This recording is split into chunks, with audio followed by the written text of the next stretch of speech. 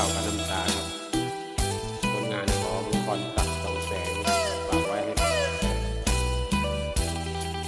วันอาทิตย์ครับวันนี้ไทยเกียรติไทยเกียรติ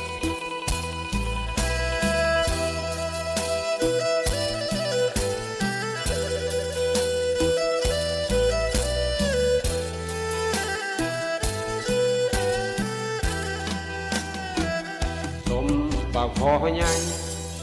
ตักไว้ถ้าเจ้ามาสดปิ้งปลาหลดปนกบหมกเขียดจานาอ้อมบักหอยก้อยกุ้งไปสอนยุสาแกงเห็ดละโงกเห็ดคาอยู่หัวนาทั้งกินทั้งขายแกงสายบัวหัวจีนูนกับตำบักฮุงอาหารชั้นสูง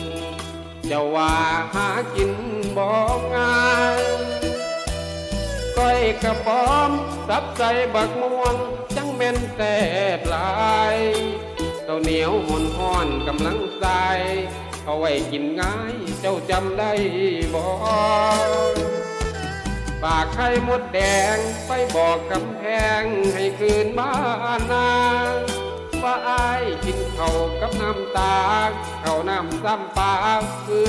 นลงคอกินข้าวยำได้แทนข้าวจะรอความจนคำคอเจ้าเลยเข้ากรุงเมืองไกลสุกหน่อไม้ซุบไว้ถ้าเจ้าคืนนาเขาเกี่ยวแล้วนาจนว่าพรรษาฟ้าใหม่แล้วเคยกินแซ่บอาหารบ้านนาที่ว่าถูกใจบ่แซ่บถึงกินถึงให้น้ำตามันไหลลงใน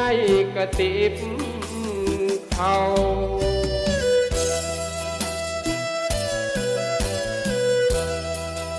ไอ้เจ็บ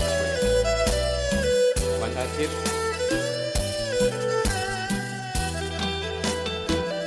ฝากไข่มดแดงไปบอกกำแพงให้คืนบ้านนาว่าอายกินข้าวกับน้ำตาข้าวน้ำซ้ำปากคืนลงคอกินข้าวยำได้แทนข้าวจะรอความจนคำคอเจ้าเลยเข้ากรุงเมืองไกลสุกหน่อไม้ซุบไว้ถ้าเจ้าคืนนาเขาเกี่ยวแล้วนาจนว่าพรรษาฟ้าใหม่แล้วเคยกินแซ่บอาหารบ้านนาที่ว่าถูกใจบ่แซ่บถึงกินถึงให้น้ำตามันไหลลงในติบเขาบ่แซ่บถึงกินถึงให้น้ำตามันไหลลงในกระติบเขา